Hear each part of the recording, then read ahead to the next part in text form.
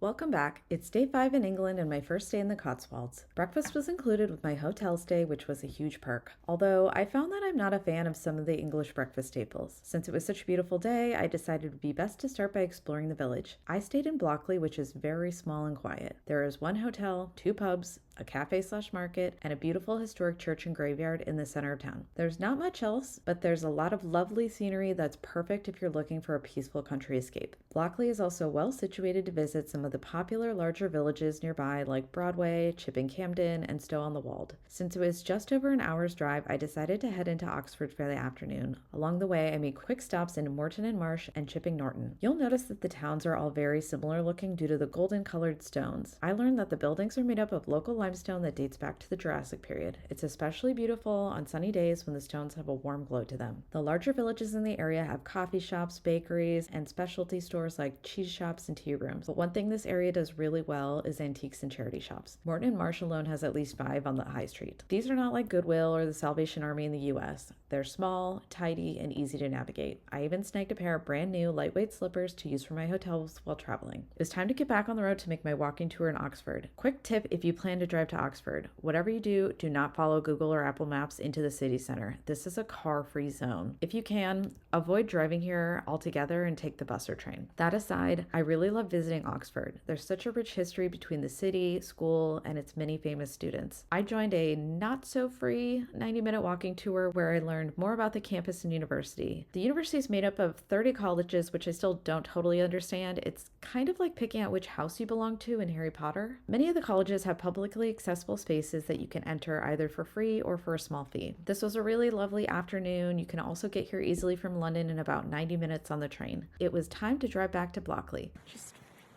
walking through a cemetery. Because that's the way to get through town. Walking through a cemetery. I decided to mix it up and go to the other pub in town for dinner, which included my first sticky toffee pudding. Keep following as I explore the Cotswolds and beyond over the next few days.